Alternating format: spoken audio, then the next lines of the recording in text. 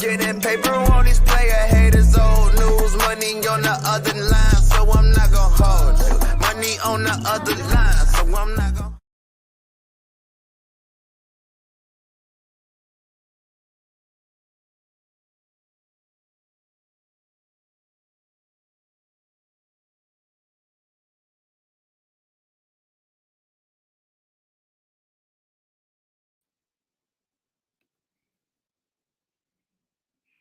Whole crew in here.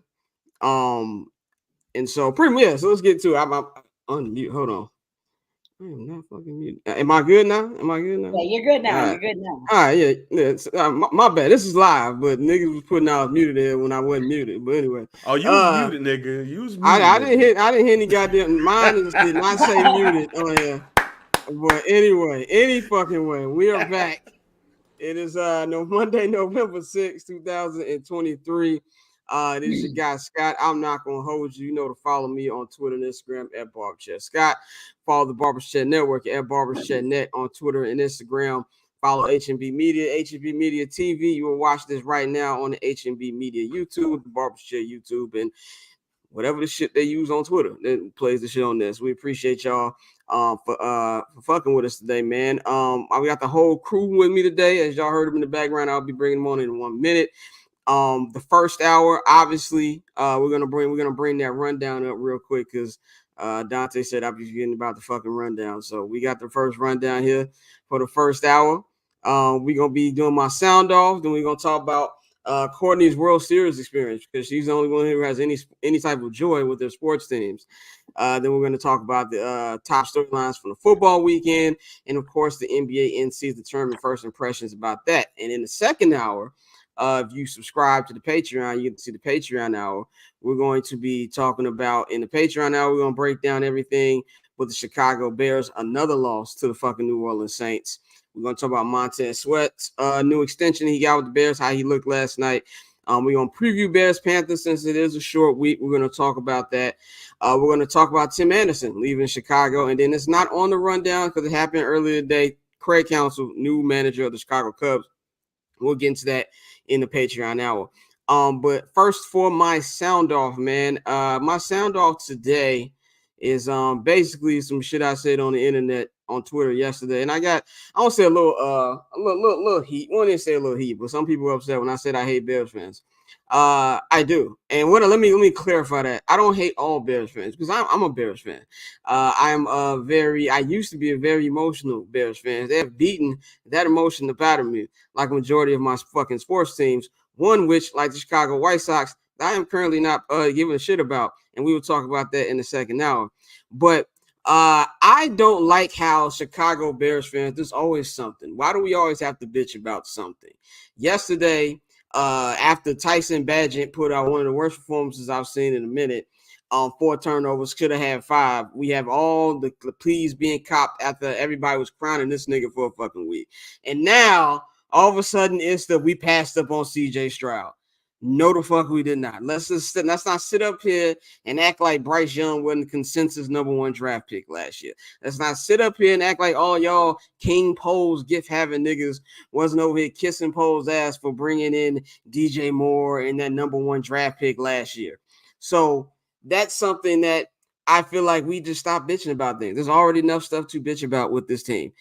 They didn't pass up on CJ Stroud. They made a decision, a smart decision that I still stand by the way.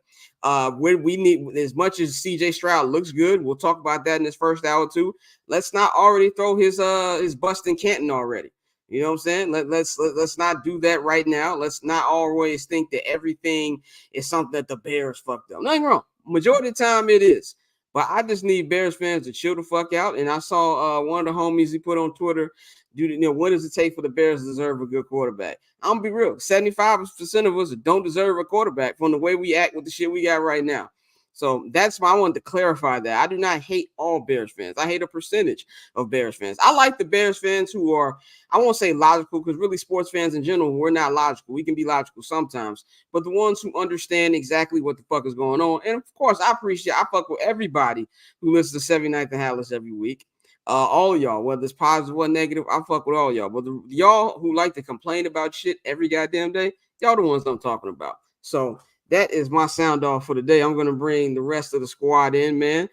This is the first time we've had everybody on here for a couple weeks. What's going on, y'all? How was y'all weekend? It's good. Okay. Yeah. It was okay. You full of shit. Okay. Yeah, okay. You full of shit. I mean, yeah, it was okay. All right. I don't know. Yeah, I mean, it was my birthday. Yeah.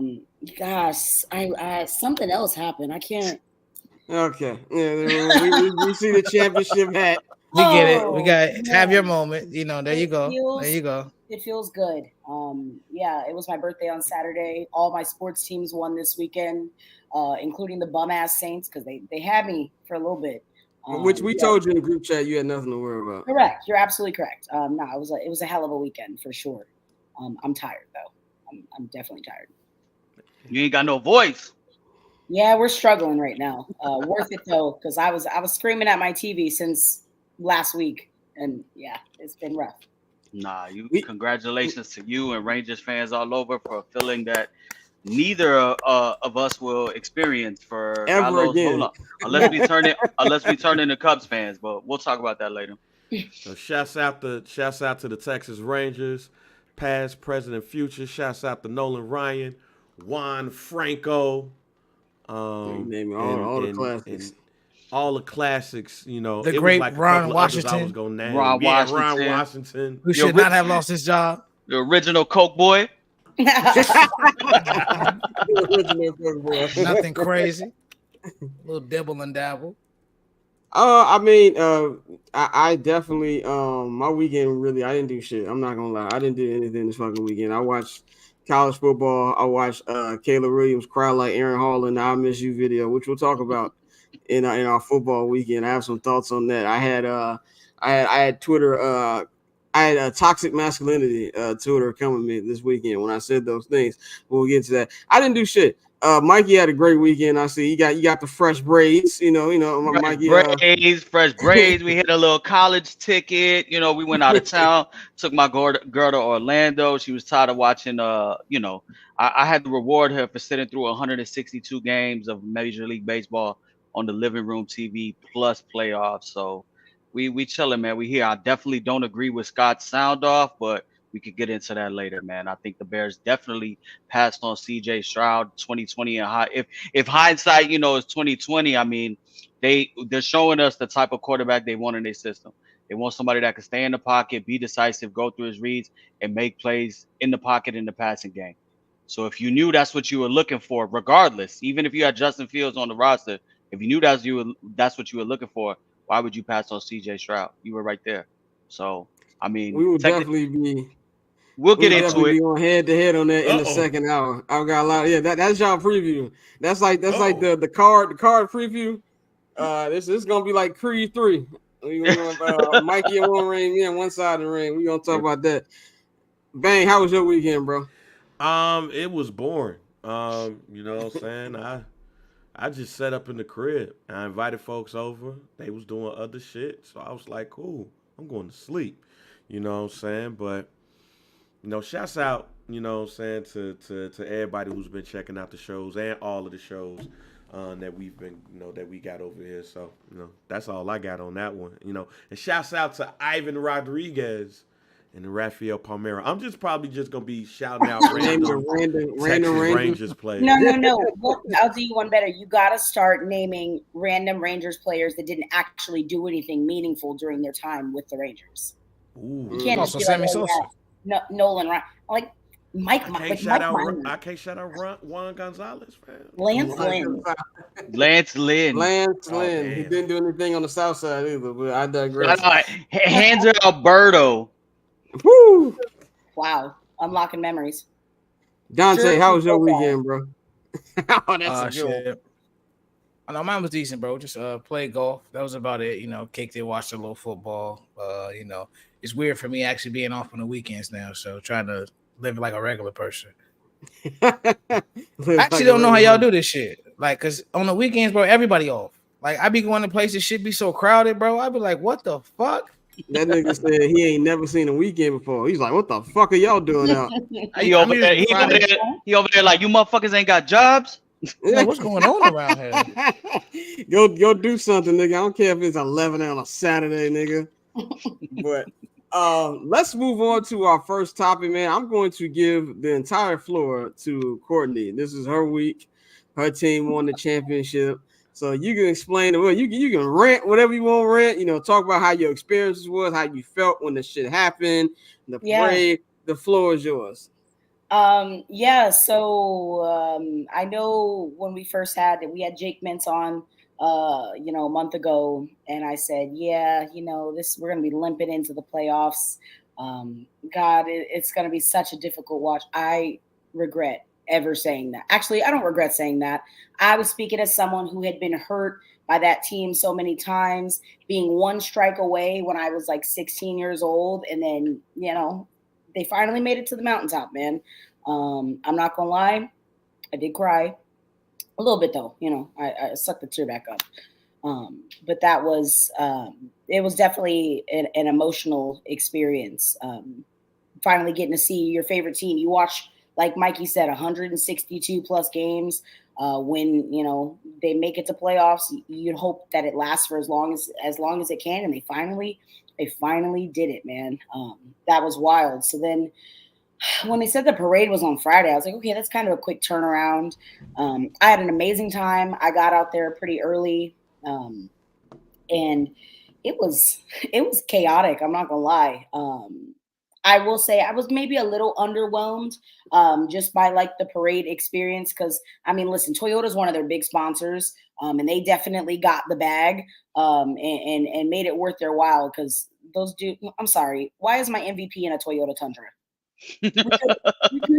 we couldn't put my man like on a double-decker bus or something, like I know that's not like Boston where they got like the duck boats or whatever, and that's their whole shtick or whatever, but I'm like, we couldn't get a bus. Also, random, the drivers were going so fast. I'm like, y'all got somewhere y'all gotta be?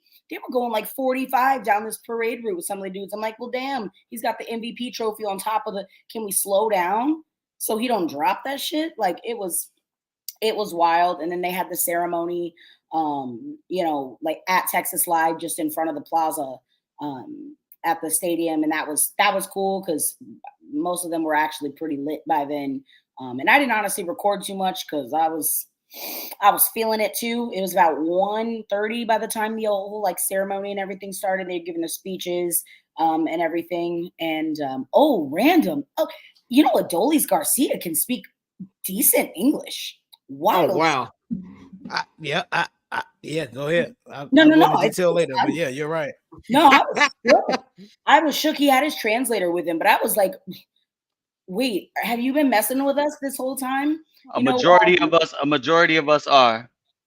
I'm like, yeah, you've been messing with me this whole time. Like, there's no way that you don't, it must be nice to be able to just like tap in and out when you want to.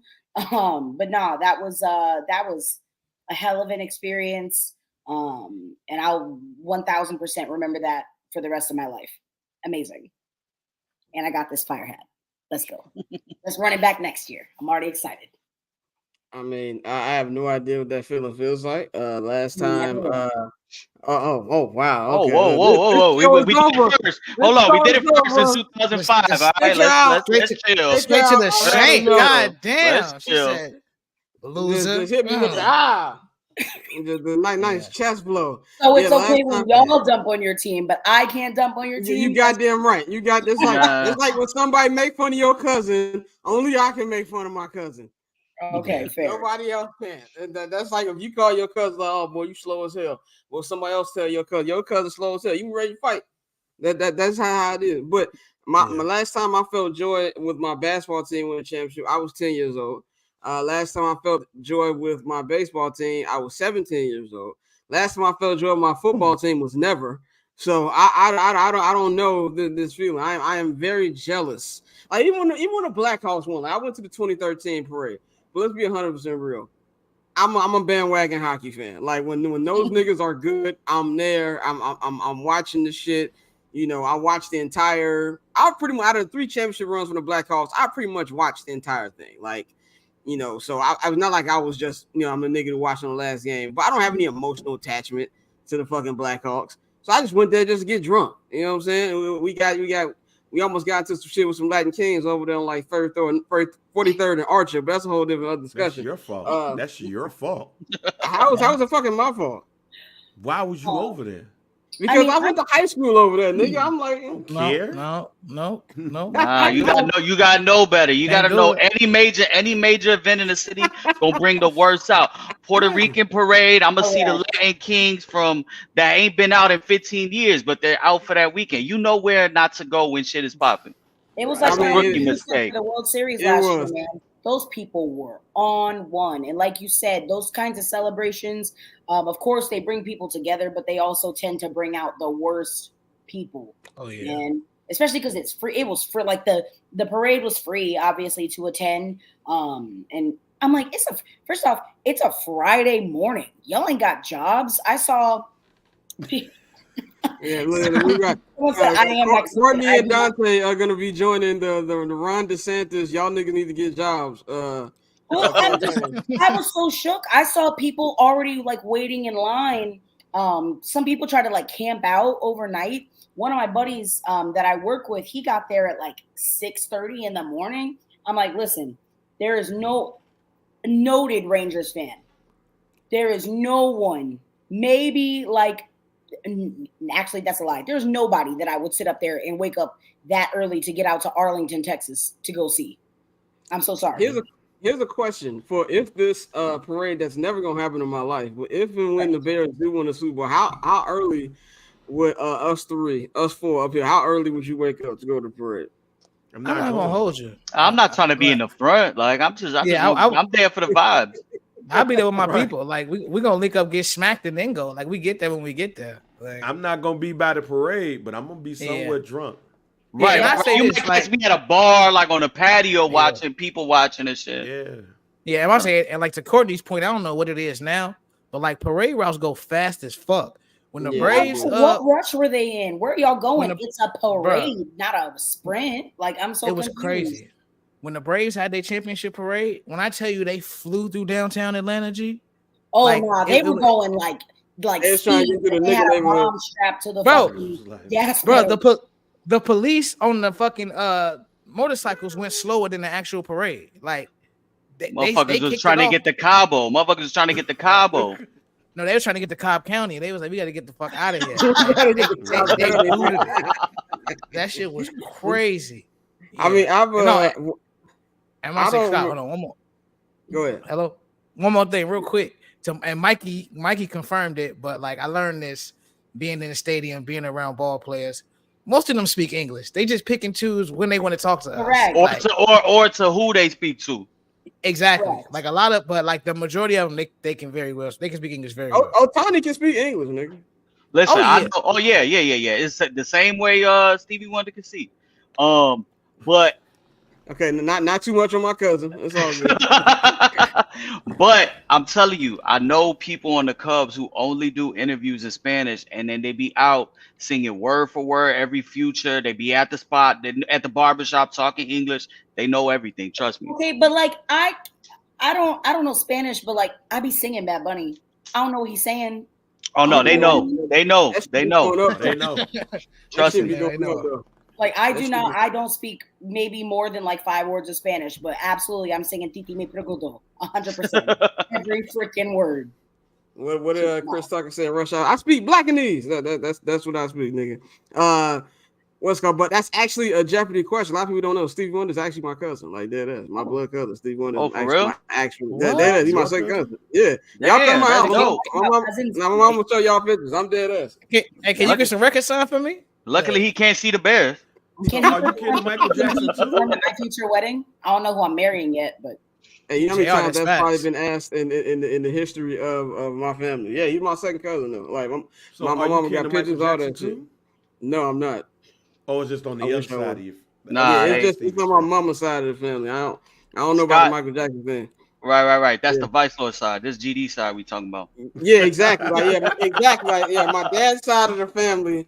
Yeah, that's well. Actually, my dad grew up around Mose, but you know we getting into real gang talk here. I'm not gonna hold you, but we grew up in the GD neighborhood. My pops was over there by a Stone and shit. My mama, all them lords, nigga. Like, you know, that's the whole Courtney. We giving you the breakdown of all the gangs in And Chicago. I Love thought you, the most family. important thing for me to know in Chicago was like, you know, the little. There's so many little neighborhoods. You know, they're like, gosh, you go one street over and you're like in a totally different neighborhood. People like, oh, Yeah, don't make sure you don't go over here. Make sure you don't go over there. I don't want to say specifically where people told me not to yeah. go. You go to a little village, you start seeing like Javi Baez jerseys. You're in the wrong area. Turn around. We have Get out a of we there. have a podcast episode of Even First Black Champ that's called UGD Yeah. because Yeah, exactly. I used, to, UGD. I used to get asked that every time I go to Marquette Park, nigga. That light over there on 63rd, nigga. How many times niggas throw down the rakes?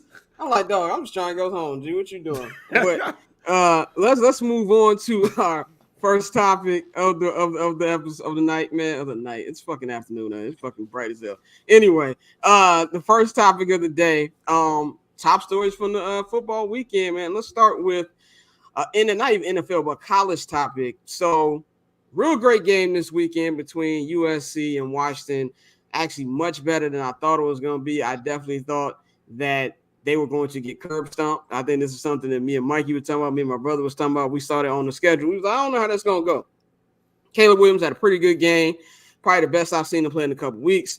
Real back and forth game between the teams. Washington ended up winning. But the story for the story of the whole game is pretty much the end of it with Caleb Williams crying. Now, my take on it is I don't care about crying in sports. I give you want to cry, whatever. Also, this dude, he's a fucking child. He'll be 22 this week. So I am way older than this nigga. So I get that. My whole thing is I would have preferred for his sake. So we cannot be having this conversation on this show. He just crying the fucking back. Just crying the fucking back. Or if it was one of those, and I'm probably nitpicking, one of those bench cries, we sitting there crying, you got the fucking towel on your head. You know what I'm saying? He was over there literally crying like he saw somebody get shot in front of him. And I just thought it was extra, covering his face like the niggas at a funeral. Oh, that's his mama trying to protect him. And that's fine. There's nothing wrong with that. I would like my mama do that to me too, but not in front of fucking cameras. Like I would do that shit in the back. But also, I'm not a crier. So I also have to put that into I've never been a crier in my entire fucking life. So I understand it's different people, but I'm gonna go with Courtney. What's your take on it? Are we making too much of this? I mean, yeah, people are kind of tweaking out about this. Again, I see the optics are kind of, wow, it feels like around the horn. Like it's one of the banned words, right? Is optics. Like you said, if he was maybe doing it on the bench versus doing it maybe not in his mom's arms, I don't think that was his plan, though. Obviously, he didn't plan on that. I think he went up there to go give his parents and then he just started bawling. Like you said, he's a kid. He's 21 years old. I know that's a grown man, but he's 21 years old. And to be under that kind of pressure, knowing that this is your last hurrah, that's got to be tough. And at the end of the day, sometimes all you really want is your mom. I think we're making too much out of this, though. Dude's still going to go high in the draft, #1 pick. Everybody needs a fucking quarterback right now. He'll be just fine. And if anything, it might endear him to some, front offices. Oh, he really cares about his team, whatever spin zone nonsense they try to put on it. It'll be fine. Well, and Ryan Poles and his crying ass when he drafted Kyler Gordon, he'll fit right in. But anyway, Mikey, go ahead. What you think about this? Yeah, man, I won't see that shit. Get that shit off the field. I mean, thank you. Come Toxic on, masculinity rules. Yeah, Come on, man. His ass was crying last week, and he cried against Utah, and then he was sulking the other time. Like, get the fuck out of here with that shit. I mean, I get it. Yeah, Courtney, you're right. He probably got to his mom, and the emotions overcame. I mean, he probably saw her, and she was probably crying because basically, they're done. If they weren't done after last week, after losing to Utah, they're 100% done in any meaningful, playoff bowl game. Their ass is going to be playing in the Sun Chip Bowl. He's probably going to opt out. So it is what it is. But I don't want to see that shit. Like I'm good off that, man. He's showing me enough shit that I'm. What are you gonna do? Like, what are you gonna do when Myles Garrett is fucking literally body slamming you into the ground on primetime television, week 3 as a rookie? You're gonna go fucking cry. That's why they be throwing their moms all the way up there in the rafters like fucking Sting. We said that like we didn't watch no Sean Moreno quite literally saw the biggest tears he was crying because that he was crying because that freedom was hit. that freedom, that red, white, and blue, that bald eagle. That nigga got hit. An American. That freedom, those freedom tears right there. That shit was. Bang, what you think about this, man? Hey, man, two things could be right at the same time. I think it's overblown, but I don't want to see that shit at all. Why? I don't want to see nobody cry for no fucking reason at all. And this is, I don't want to say it's no reason to cry. I just don't want to see the shit. But also, you know, I know a lot of the things that people said, you know, is rumors and everything, and about like where he wants to end up and stuff like that. So, but when you see him cry and stuff like that, it does leave pundits to wonder, like, hey, you know, does he want to go to a team like the Chicago Bears or the Carolina Panthers who might struggle? What happens when he gets his ass whooped by the Packers week 1? You know, stuff like that. Is he going to cry and all that stuff? I will say this. I don't subscribe to the he's a kid situation, because I'm 21 years old. You're not going to see me do that. All right. So ain't nobody called me a kid at 21, 22. This is toxic masculinity at its finest. No. I guess. Hey, well, we need it back then. We need it back then. We need toxic masculinity back then, because here's the thing. Because here's what irritates me about that he's a kid shit. Right. Here's what irritates me about that he's a kid shit. Niggas play sports. They be on TV, play baseball, football, basketball. They cry out their game. Oh man, he's still a kid. My 21-year-old ass cry over my girl breaking up with me. And, oh, man, get your weak ass up out of here. No, fam. He ain't no kid. He's a grown man playing grown man games right now. He could cry. I ain't saying he can't cry. I'm just saying I don't want to see it. But I don't subscribe to that he's a kid at 21 years old and shit. Because if my blood brother, who's 21 right now, cried out the game, I'll look at his ass, was like, man, pick your ass up and let's go to the next game. And if that's toxic, then hey, I'll be toxic. But at 21 years old, I ain't crying after no goddamn game. At 9 years old, though, I was crying every time I lost for the Eagles Little League team at La Folly Park. I lost, cry my ass off. At 21, nah, man, he get too much pussy to be crying. After football, we want to be toxic. We'll be toxic. Hey, hold on. I'm gonna keep it real. As somebody that waited up until fucking midnight with the last leg, if that's the last leg of my parlay, your ass better not be fucking crying after you lost me money. Take your ass to the locker room. Nigga, I should be crying, nigga. You know what I'm saying? You know what I'm saying? My girl she ain't never getting her toes done after this weekend. Don't take that shit to the locker room, man. Y'all are wild. I just want to say, look, before we get Dante, I did not grow up in a household where I was told don't cry. I just have always subscribed to the belief, never let them see you sweat. There's nothing wrong with having emotions. You know what I'm saying? Like, only time, like this, I'm gonna give you a prime example of when I felt tears coming in public and I left. When the fucking you said we saw Mike cry twice after winning the chip. Okay, yeah. Yeah, tears after you won the goddamn game. Tears of being a winner. Right, tears of being a winner. Tears of being. You want to see me when I get a fucking $1 million, I'll cry. But anyway, this is a time where I felt tear ducts forming in public. When in the Super Bowl 41, when motherfucking Rex Grossman got intercepted by Kelvin Hayden. I was at a Super Bowl party. I felt it coming. I got up and I walked in fucking 5-degree weather to my fucking parents' house, and then I went in that room and I cried like a bitch because I wasn't finna have nobody in that room looking at me crying over a goddamn football game. That's all I'm saying about that shit. But Dante, what you think about? What you say, Courtney? No. I have a question for y'all, real quick. Yeah. Would you cry if the Bears won the Super Bowl? Yes or no? Like no. With Justin fucking bitch. Fields. No, Like a no, fucking bitch. no. I would cry like a hoe. I would. No. I would I'd be cry like a drunk. hoe. I'll be I'm too smacked. drunk to I'll be cry. smacked. I'll be off talk of about 8 crying. ball. I'll be off of 8 ball. Right. Pass me the line of cocaine, fam. We going to town. I feel like we bringing up extreme situations. If they had just won the national championship, you can drop down like Aaron Hall all you want.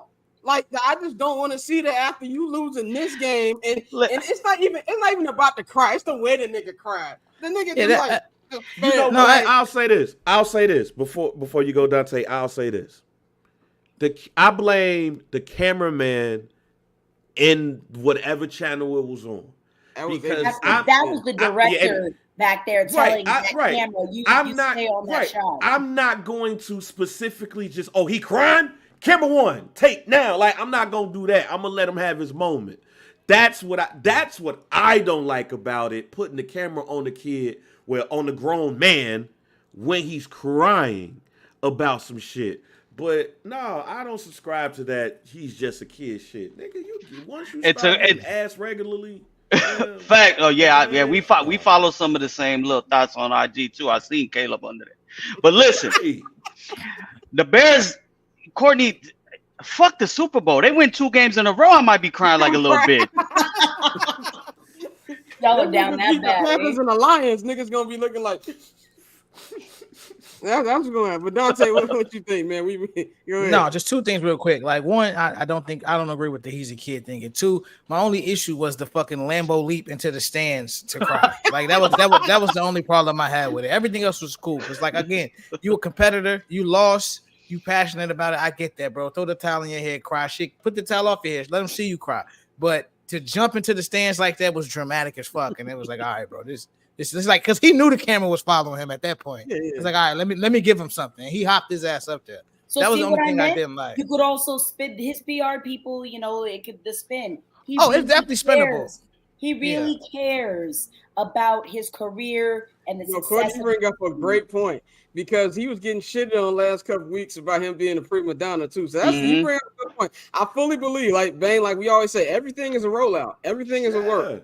So you bring up a very solid point. He started shaking his shoulder pads and shit, like so you know he was crying. I'm like, all right, bro. Let's not even mention the press conference when my nigga was like, "Yo, I'm about to go cuddle with my dog." Oh, y'all saw that Netflix ass ad. I saw that Netflix ass ad, nigga. That nigga better not have no. He getting that NIL bread. That was right there, the promo. That nigga better not be on holding no shit suit or some shit like that. He probably got an NIL deal with Chewy.com or some shit. Like he's a kid, but he about to go cuddle with his dog and look at movies and shit for the rest of the night. And go watch Love is Blind season 5. Hey man, nah, G, nah. I'll close this part up with this. If you gonna be playing on Lakeshore Drive, brother, you're gonna be doing a lot of crying, and not only gonna be crying, you're not gonna be crying in this glorious smog-filled Los Angeles, California air that just smells like victory. No, you're gonna be crying in frozen fucking tundra. The tears are gonna freeze before they leave his eye. Exactly. It smells like Ned Stark in season 1 of Game of Thrones. That's the air you got out there. But let's move on to our next storyline from the football weekend, man. We're talking about the Vegas Raiders, man. The Raiders blowout W over the New York Giants. And by the way, what is that? James Jones scores what are you doing? Torn ACL. Yeah, what are you doing? Antonio Pierce after the yeah. Oh, yeah, we're gonna get in that. We're gonna get in that. Yeah, big blood. But by the way, with James Jones torn ACL out for the year, so Bears fans, we have another challenger in the ring for Mr. Crimea River is into the ring too. Scott, who is their backup quarterback now? Tyrod Taylor. Tyrod Taylor done too. Tommy DeVito. No, it's Jackie Aprile Jr. from Sopranos. He's the Illinois finest. ILL's finest. Yeah, Scott, remember a couple of weeks ago, I said the number 1 pick in the draft will be the New York Giants. Yeah, you did. Look, there's about 5 or 6 teams in that race. This is going down to the final fucking wire. I do feel with Kyler coming back that I think the Cardinals probably gonna win a couple games now. But pay attention to that. But Raiders got blowout win over the Giants. A lot of things happened this week. Josh McDaniels got fired. Antonio Pierce got replaced as the interim head coach. We saw in the videos, post-game videos, those dudes are smoking cigars with their record. They hated Josh McDaniels. That tells you how much they hated Josh McDaniels. That Jay Glazer said there was a team meeting, and Max Crosby actually confirmed that team meeting on Pat McAfee, by the way, as a nigga that says nigga all the time, Max Crosby, that nigga definitely says nigga. 100%. There's not a doubt in my mind. As a nigga that say nigga all the time, that nigga says nigga. But from this whole thing, we see everything going on. This my question here. I want to give the bang first. We were talking about this in the pre-show. He says that Antonio Pierce is the first ever nigga head coach. Now, I want you to explain that. Oh my God. Antonio Pierce reminds me of a coach of a little league football team that's coaching them because he needs community service. Like that man, and I ain't mad at it at all. Like when I look at Antonio Pierce, I look at what exactly he said in that press conference.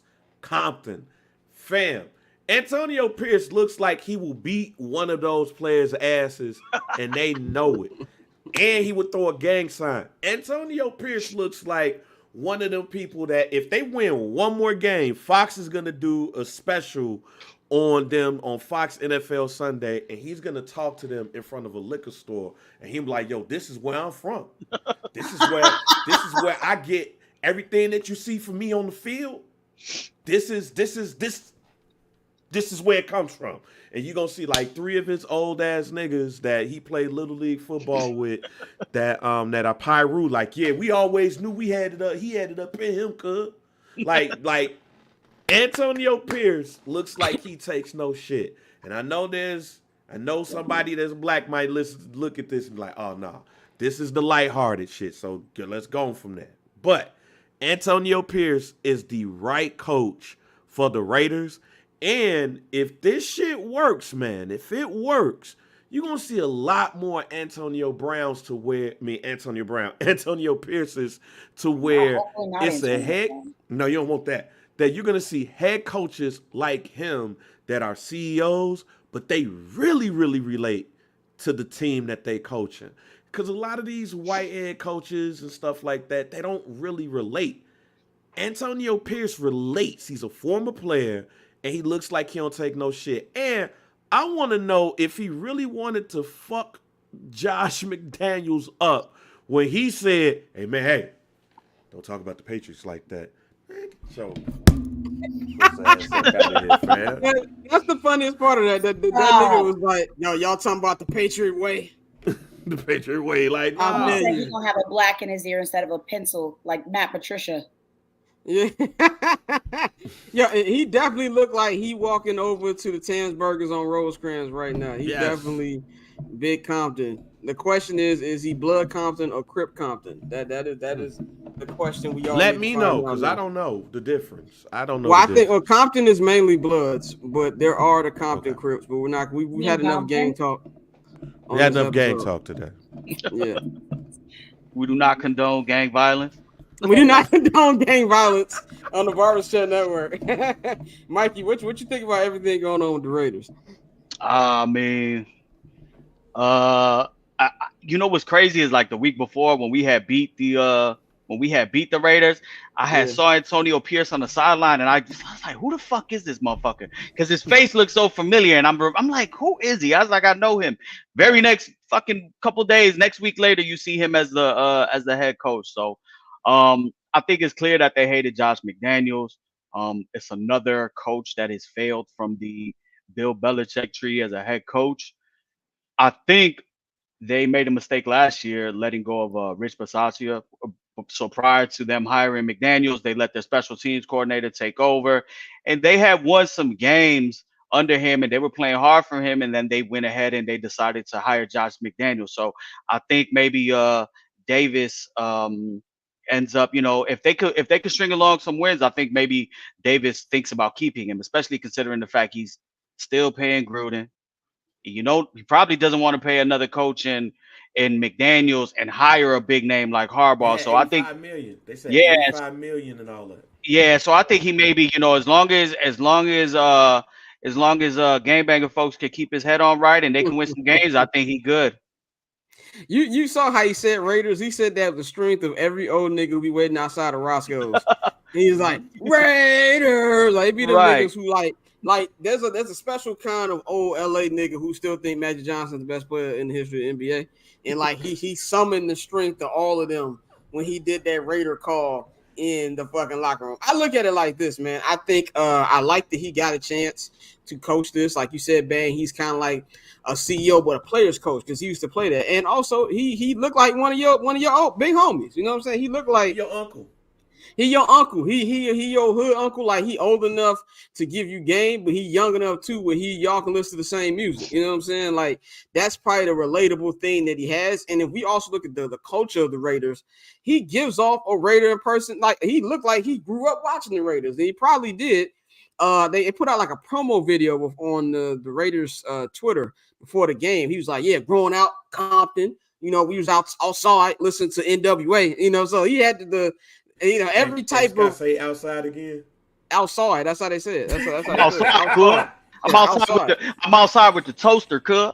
Yeah, outside with the blammer, cut. Like you know how Chicago niggas so good. Chicago niggas don't pronounce R. LA niggas pronounce the R like a motherfucker. Yeah, we going to the car. Like that. That's how they talk. With Chicago, we be like, yeah, we going to the car. Like that's the difference. I've been out here not long enough to pick up on the accent, but he looks like he's fresh out, and I think that relatability will help in the locker room. Like for the first time in weeks, we saw Davante Adams smile. It looked like the culture was actually built. Now, whether or not this translates to wins on the field, that's a different thing. Courtney, what's your take on the whole situation with the Raiders? Honestly, I don't really have one. The Raiders really don't live like in my mind like that.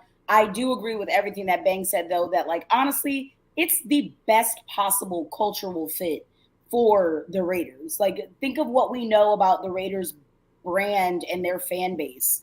It could not be a more perfect fit. I hope he's successful. They really, really did not fuck with Josh McDaniels though, because you know how sorry, that World Series really took my voice out, guys. Okay, we get it. You're happy. No. But I'm just saying, like the fact that he was able to go in there, and you're doing that after a win over the Giants. Yeah, they couldn't stand that man. Thrilled for Antonio Pierce though, and I'm curious to see how the rest of the season plays out for him. Maybe Davante Adams will get off the ledge now. Dante, what's your take on this as we move on? Yeah, no, I agree, and I just think with him being, like you said, a former player, we see so many other young coordinators get a shot. For him as a former player to get a shot, I wonder if it could be kind of like with Craig Counsell in Major League Baseball. And you see these young players starting to get a shot to actually run the whole show because they've been in that environment and they've done, some obviously, have shown different leadership skills. And Pierce was a leader when he was on that Giants team. So I think it's dope for the Raiders, dope for their culture. I don't think it'll lead to too many wins this year, but hopefully he gets a shot. Like you said, like Mikey said, we saw them have an interim coach, he do well, and then they get rid of him and they start back over from scratch and they end up fucking it all up again. So, like I said, it's dope for them, and I think he'll do well. I do got a question, and Scott, I'll direct this to you. Let's just say, for instance, he is successful. You got a coach like him who really identifies with being a player. The players respect him. Former player, very aggressive, it seems like to me. And then you got somebody like Dan Campbell with the Lions, who is basically like the white version. He's a frat boy version. Yeah, he's the frat boy version. Like, do you think, in your opinion, do you think that if more coaches like him are successful, we're going to start seeing more people gravitate to those folks instead of trying to find the quickest offensive coordinator to try to take over your team? It could, but we also got to keep this in fact that the Raiders like that kind of shit. I don't know if McCaskey's want a nigga like that pulling up. I ain't talking about the Bears. Fuck them. I'm saying in general, like with the McCaskeys or the Maras. That was fucking 40 years ago, and he was like, that was a long time ago. Like the Maras with like the Giants or some shit like that. I feel like you will start to have more player coaches for sure. I just don't know if those player coaches will be black. So I feel like that's they like gotta be black. a double edge to it. Oh, you just saying in I general. mean, they gotta be black. Oh yeah, because I mean, Jeff Saturday. You definitely it didn't work with Jeff Saturday. Yeah, Jeff Saturday too nice too. Like Dan Campbell look like he a nice dude, but he'll also like put you in a fucking headlock. Like Jeff Saturday look like, you know, he come to you and tell you about like, you know, my daughter, I don't want her to be doing this and shit like that. Like, you know, it's a whole different thing. But Courtney has to bounce, so we're gonna get you up out of here. Glad to have you back on. It's been a minute. Happy to be here. Yeah, sorry guys, it's getting a little crazy with all the sports, but now I get other sports. I'm gonna start watching basketball again. Like I said, we're gonna work on that. Before I go, and I won't have a chance to say it. Josh Allen, count your fucking days, buddy.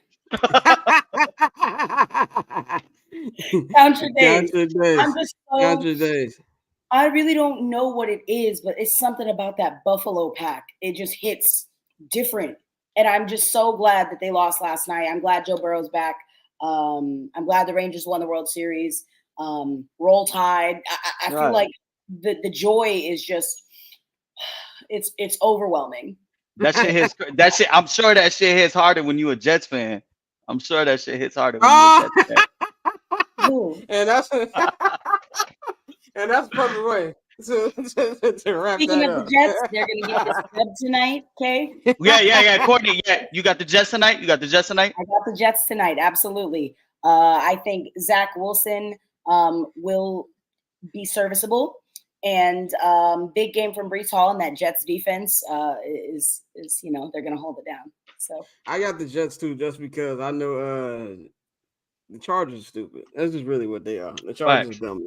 I just saw Brandon Staley pull up, and he had he had the bags, and I'm like, they need to leave you at the fucking leave him in LaGuardia. But Courtney, we will holler at you on Friday. Cheers, see you guys then. Peace out. Yep. Sure. Let's go to our next topic on the NFL storylines, man. We're gonna talk about Mr. CJ Stroud. CJ Stroud, man, had an amazing game. He set the rookie record for most passing yards. He had 5 touchdowns and had a game-winning drive towards the end, man. Don't want to do too much with this, but on my favorite Stephen A. voice, I don't want to overreact too much, but I'm gonna overreact anyway. This is a phenomenal game for me. Like this is as somebody who I watched them. My brother watched them more closely than me because my brother treats former Ohio State players like they're his children. So he gets like a little more happiness from it. To me, he looks better than he did in college. Like with CJ and when he was in college, it was kind of like hit and miss. Like some days he was great, some days he looked crazy.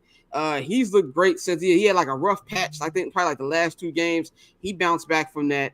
And he's not really throwing to anybody. Like no disrespect to these guys he's throwing to, but they look actually worse.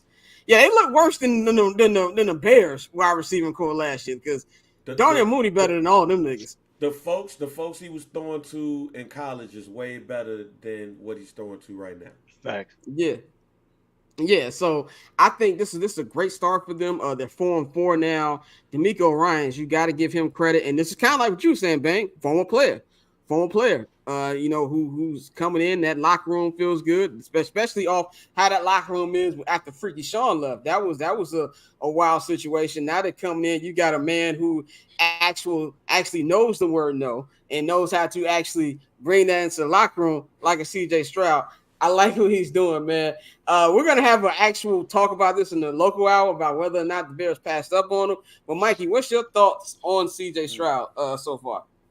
He's hooping. It looks like he's the last time we saw him on New Year's Eve last year against Georgia in that playoff game, that was the best he ever looked to me. And it looks like he's carried over that performance from the bowl game into, his NFL career. He has 1 interception. He's precise. He goes through his reads. He's accurate. He can make all the throws. I remember, the comp to him was Black Jared Goff when he was coming in. And if you think about it, it's not that far off, being that Jared Goff was a number 1 overall pick and, has all of the tools and the arm to make throws. So I think people underestimated his, how do you say, his intelligence in the field of being able to grasp the playbook, being able to command the huddle. He seems mature beyond his years, and it's impressive seeing what he wants to do. And I'm pretty sure the Panthers are kicking themselves, or maybe not. The rumors were the head coach and the GM wanted C.J. Stroud. They even told him, they kind of even mentioned something about him living in Charlotte, that they would be able to have the opportunity to play basketball together. And the owner is really, really, really good friends with Nick Saban, and he had a one-on-one meeting with Nick Saban, and he came out of that meeting saying, "Hey, we're taking Bryce Young." So we'll see how that goes. As their career unfolds. I'm not ready to give up on Bryce Young, but C.J. Stroud looking like a guy. Bang, what you think about Mr. Stroud over there in Houston? Man, I'm not too surprised because, and it's funny, I remember watching Keyshawn, J. Will, and Max, and Keyshawn Johnson kept saying that if he had the number one pick, he'd pick C.J. Stroud. And we was mainly making fun of him because he was like, "Yo, I like my quarterbacks big." Yeah, he likes his quarterbacks from California. Right. It's California bias from him.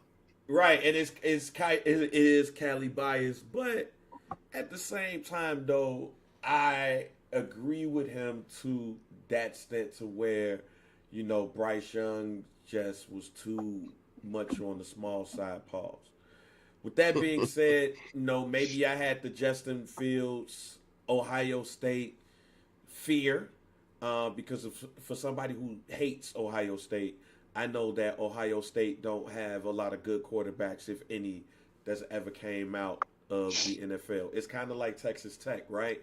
When Pat Mahomes came out in the draft, I didn't have any hope in Patrick Mahomes, mainly because, every great quarterback that came out of that system or Texas Tech are like good offensive coordinators right now. So when I look at CJ and see what he's doing, I not only look at his head coach, but I look at Bob Slowick, who is his offensive coordinator, and where he comes from, that San Francisco lineage, and working with Shanahan and all of those guys. And I say all that to say, you have an offensive coordinator that puts his players in the position to win, and it's just something about that tree that really helps aids QBs, except if your name is Trey Lance.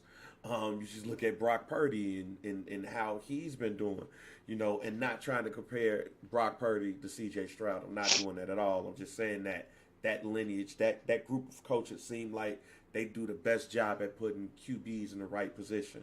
And like we said, you can't name a wide receiver that they're throwing to unless you really pay attention to football.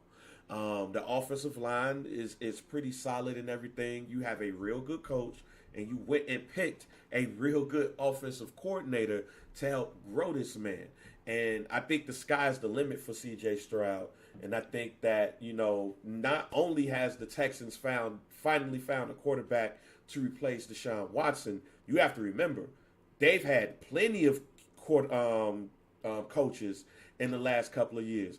And they were black. You went from David Culley, you went from him to Lovie Smith.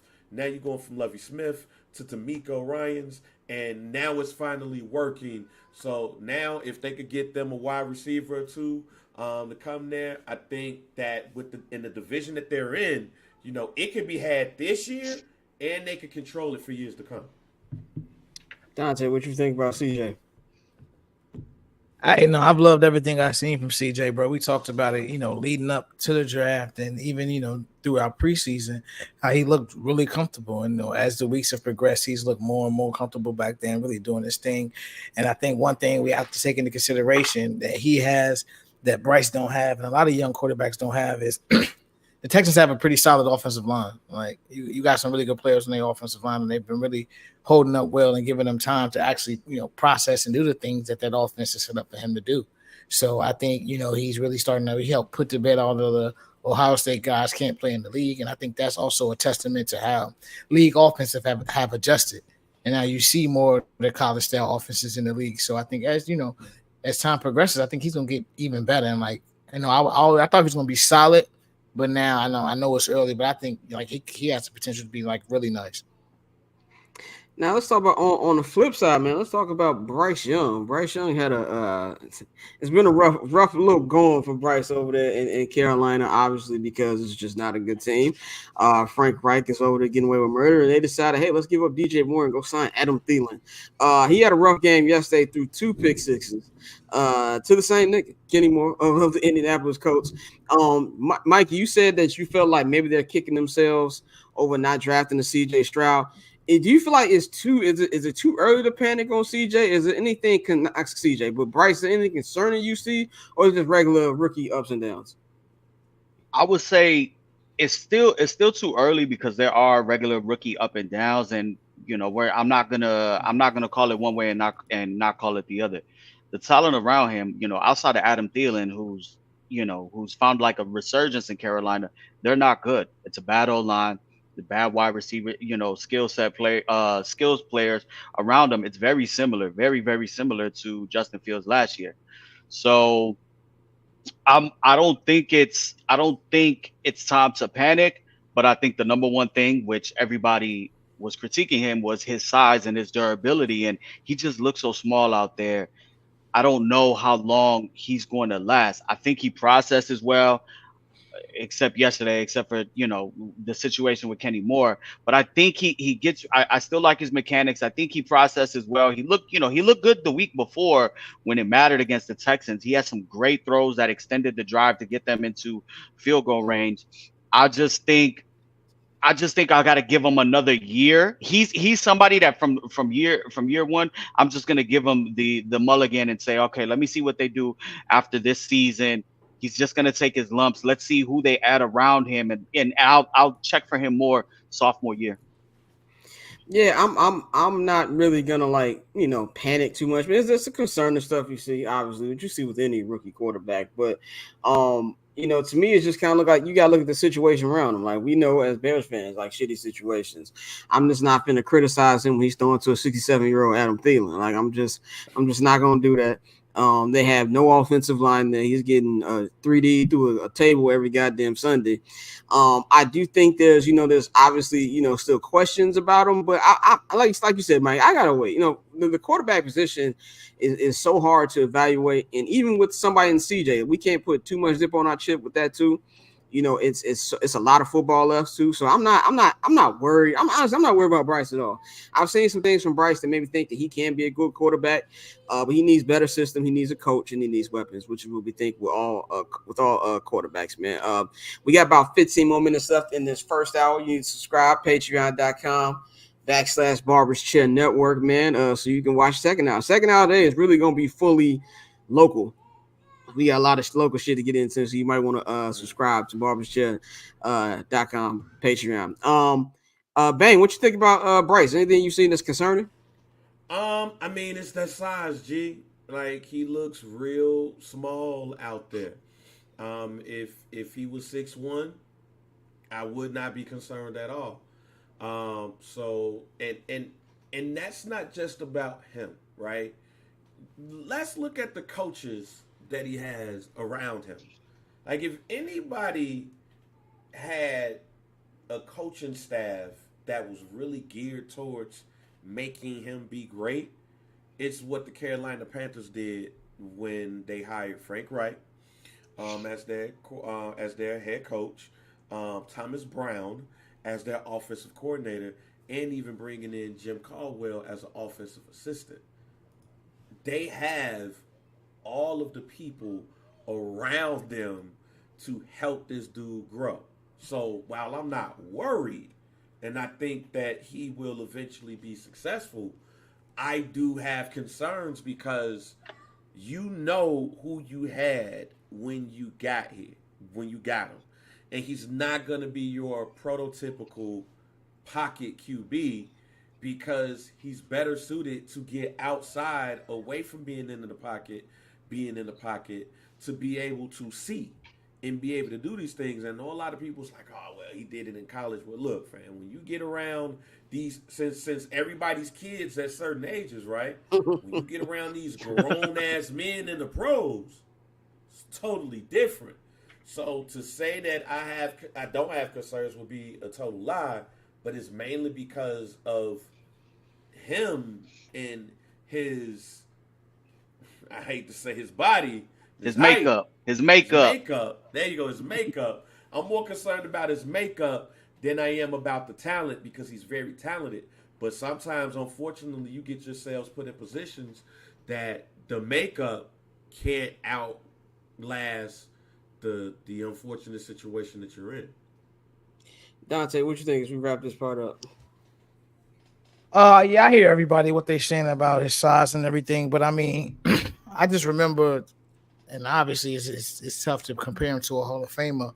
The times I was on the field level when I saw Drew Brees play, like with all of the talent he possesses, I think it's paramount. Like Carolina, they have to fix the offensive line. You got to protect him. If you don't protect him, he don't have a shot.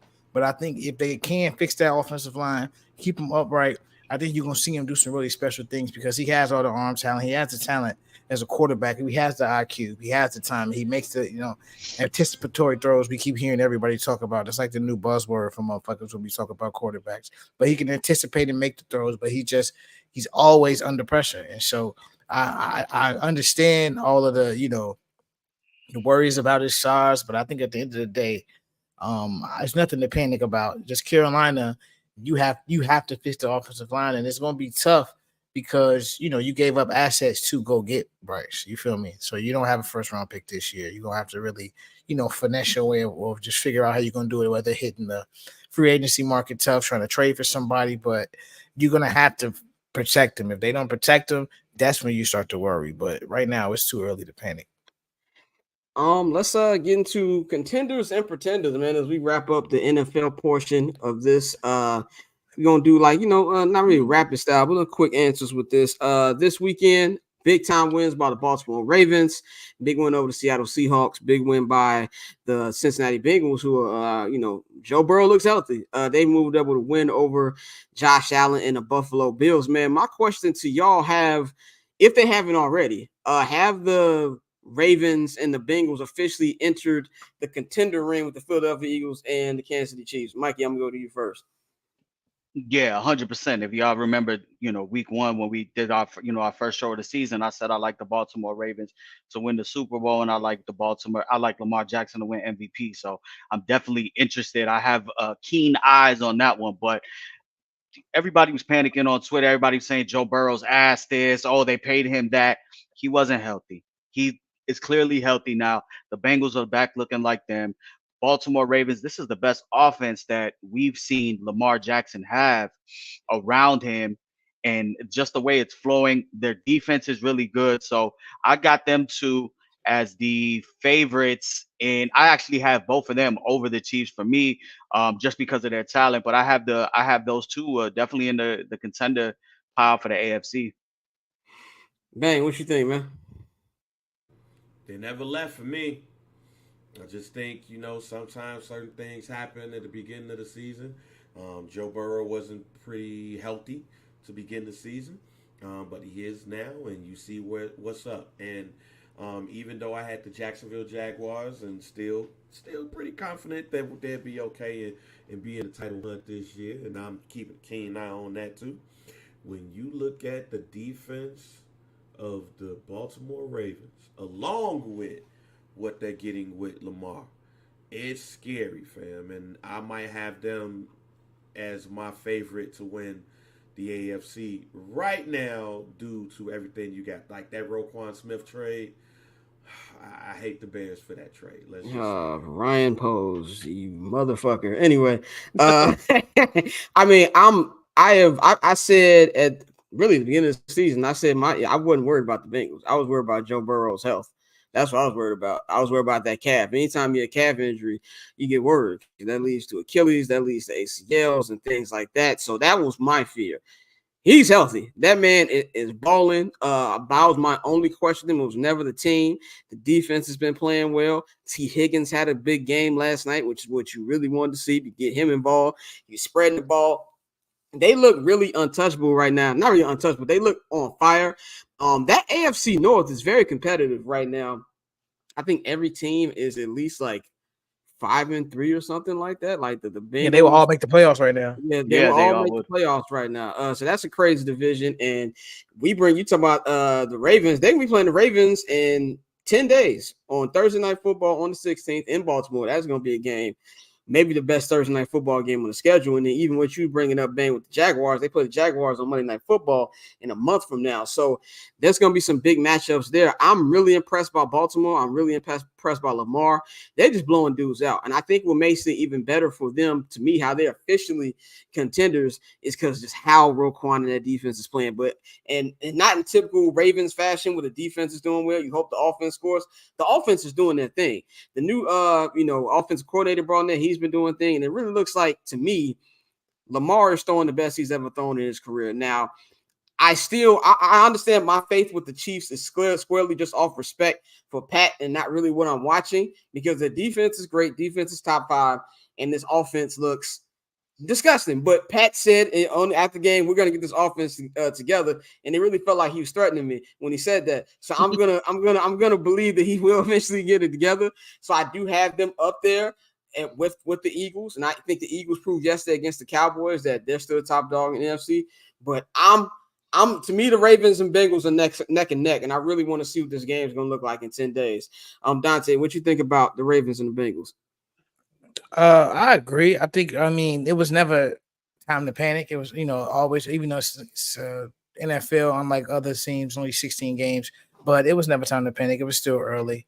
Joe was hurt, I think, with Lamar, getting the new offense in there. And finally, him, throwing the ball. That's what I like to see. The fact that, he still has that threat. But you've seen them build an offense where Lamar doesn't have to do all of that. He could go out there and just play quarterback, old school way and really do his thing. What he did at Louisville. People always act like it's just was so far-fetched to think that he could, get out there and throw the ball. But that's what he did at Louisville, along with the amazing running play. So I think, like Mikey said, we both picked him to go to the Super Bowl, win the Super Bowl. So they were always going to be the contenders in my eyes. And with the Bengals, you finally got a healthy Joe Burrow. And Joe Burrow was a problem. We already know that. So they finally arrived. Nobody should have expected them to not get there unless Joe Burrow had torn that Achilles. That was the only way I was going to take the Bengals off my list. But now that he is fully healthy, like you said, it's going to be a battle. Like, that's a great division. I think that's going to be something to watch, like all the way to week 17.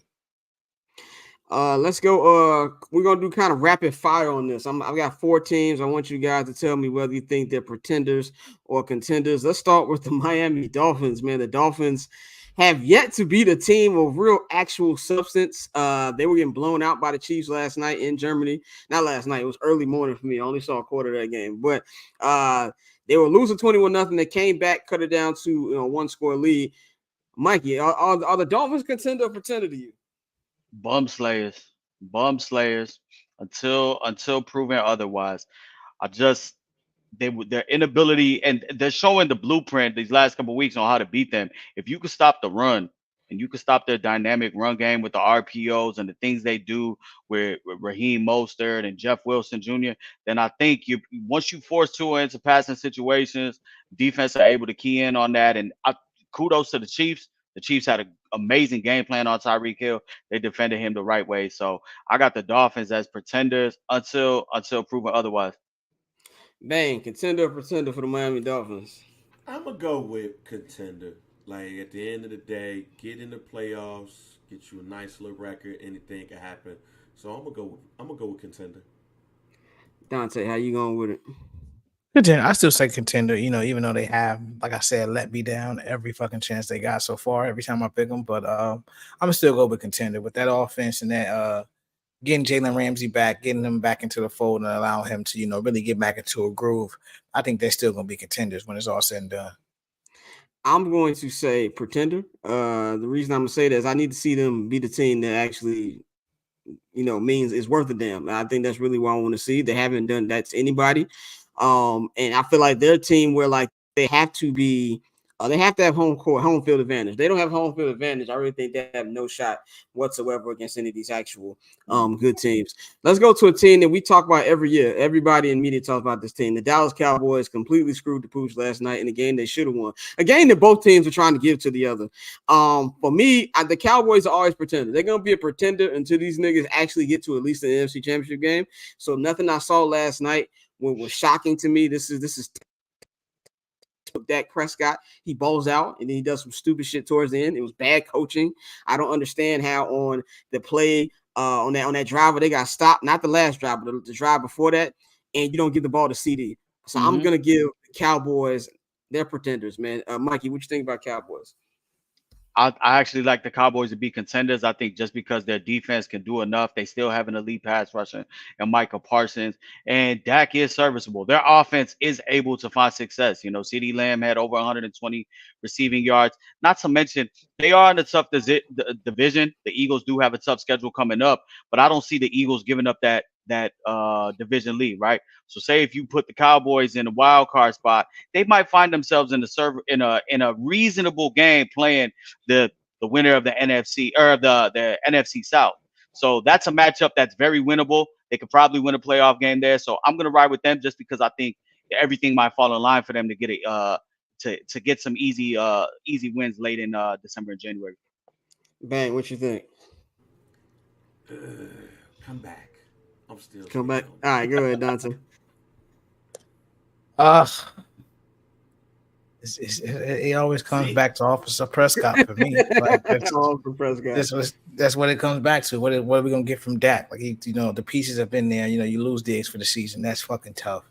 But this is a team that at the end of the year they're gonna be there. And like you said, it's an extremely talented ball club. So I'm gonna say contender. I'm gonna say they are contenders. Even in that division, we know Philly is gonna probably beat them again, but I'm gonna go contender. I'm gonna say contender.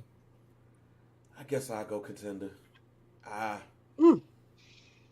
guess. I mean, it's just one of those teams that's good, but is one of those years that maybe can become a Super Bowl, not a title, but at least a berth, and we'll see what happens from that. So I guess I'll go contender, and I don't want Mike to kill me. Final one, Buffalo Bills, contender or pretender? This one to me is the toughest one because I am a Josh Allen guy, but I'm off the bandwagon. I'm off the Bills bandwagon. I'm not off the Josh Allen. I'm off the Bengals bandwagon. At this point, this nigga has 10 interceptions already. Like he's gonna finish with probably over at least 15 at the bare minimum. He gets a pick a game. There's times in the game where when him and Steph are on, it's very hard to find a 1-2 combo that's better than them two. I'm gonna have them as officially a pretender. I have nothing to say about them because they have not come up to the plate every time that they've had an opportunity to. So I'm gonna name them pretenders. Mikey, who you got? Yeah. Pretenders. We said it from week one. We thought they were going to be the team that would be on notice at the end of this year. Losing Tremaine Edmonds, then they lost Matt Milano when they played overseas. That's the heart and soul of their defense. Their defense is giving it up. The offense isn't really clicking. Outside of Stephon Diggs, they don't have a number two. They just recently started incorporating the rookie Dalton Kincaid. So it seems like there's some building there, but Gabe Davis is absolutely a zero out there. So I got them as pretenders because at the end of the day, we know Josh Allen is always liable to do some goofy shit when it matters.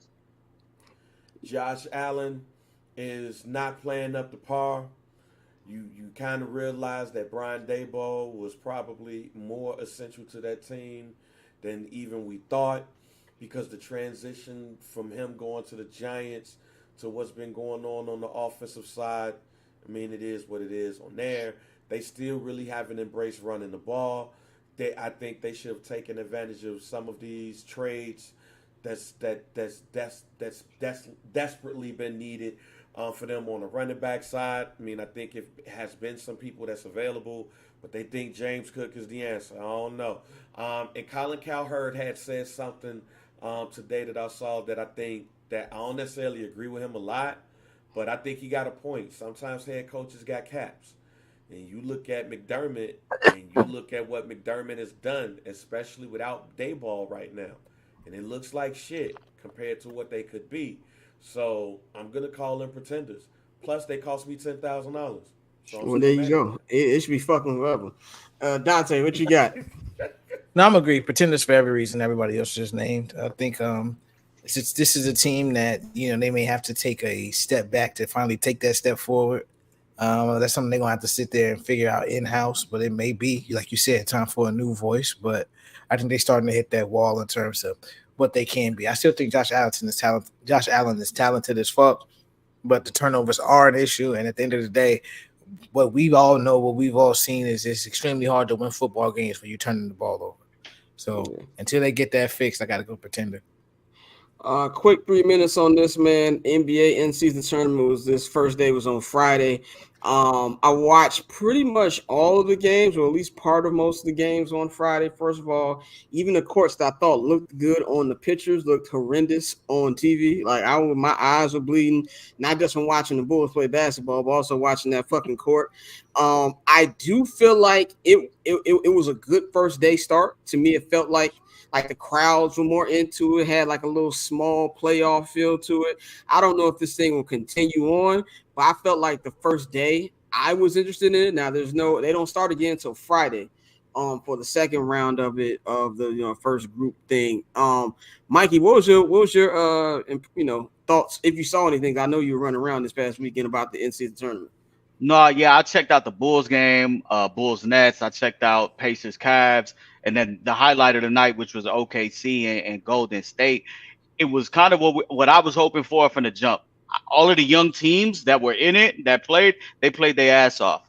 OKC, the Pacers. You had an amazing block by Miles Turner and a tough step back three by Tyrese Halliburton to close off a crazy run by the Cavs. Then the Bulls were pretty much it was back and forth game, but they were looked like they were in control until they weren't. Then the Nets came back with some defense and some tough shots. So I saw what I wanted to see out of it. The young teams were actually engaged and they were making it tough. OKC made it tough on Golden State. They gave them all they could until the very last shot attempt. So we'll see how it goes this weekend. Bang, what'd you think about in season? The NBA season still start on Christmas for me. Fuck that little soccer tournament, nigga. We had the conversation about this shit on Friday where it was just like, come on, fam, like it makes it more interesting to me to see a team outside of the number one tier like to win something, but as a caveat, all right. So remember when the Bulls was like the number one seed for like most of the All-Star break? Maybe there is a team that can be like the Bulls to where, they are part of the finale for this. Maybe it's not like a destined Denver versus Boston NBA Cup. Maybe there is another team. So I'm going to reel it back a little bit. NBA still start on Christmas to me. But maybe there can be one of those teams that's like Atlanta, Chicago, that like had a good first half of the season before that might end up doing the same thing this year and be that surprise winner for the NBA Cup. Dante, what'd you think? It was cool, but it's just not spicy enough for me. Like the players getting cash prizes that don't do shit for me. Even the trophy that's on all the courts aside, I think the winner of the in-season tournament should get the number one pick in the draft next year. Like, really make this shit spicy. Like, make people go out there and actually want to play for this shit. Because I'm anti-lottery anyway. The lottery is some bullshit. Like, rich motherfuckers hate handouts until it's time for them to get a handout. So, like, the lottery, I hate that shit. So I think this is something that every team is like, all right, bro, if we win this, we get to add the best available college player or whatever to our squad. So I think that's something that would definitely spice it up and definitely make teams play a little harder. But like first week, it was cool. But like I said, the courts were terrible, but it was cool. Maybe just stick to the jerseys. We don't need the courts. That's just overkill. I fuck with that idea though. I fuck with that idea. I am the best team that didn't make the playoffs get the number one pick person, but I do love that idea too. I like that because even if you do, like Alex said, an auto playoff spot, I know Halliburton said that. Then as a fan, what am I watching for from the rest of the season, from December to the end of March for the Pacers? You know what I'm saying? I know you're getting in. I lose the intrigue. I lose, the momentum. What's gonna happen? Are we gonna make a deadline move? So I like that number one pick idea. That's just fire. That's a good idea, man. You send that to Adam, man. But that's it. That's it for the free hour, which was actually more. Yeah, y'all niggas 20 minutes more. It's love day on the court, in the words of Ace Boogie. That's it for the YouTube version.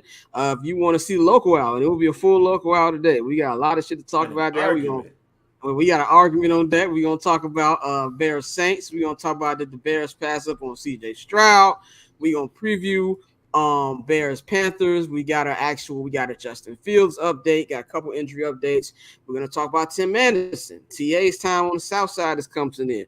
We're gonna talk about the power move that Jed Hoyer and the Cubs made this morning with the new Craig County man. So big major movements. We're gonna talk about all that in the Patreon exclusive hour. So that will be up tonight. So you might want to go to that link you see at the bottom, patreon.com/barberschat network. If you just want to watch, I'm not gonna hold you. $5 tier if you want to see everything like Summer Sessions, Save Night the Hallis, $10 tier, man. So for Scott, for Mikey, for Dante, for Bang, we appreciate y'all for tuning in on the YouTube feed. We'll see y'all on Friday, and for the rest of the show, we'll see you on Patreon tonight. We out.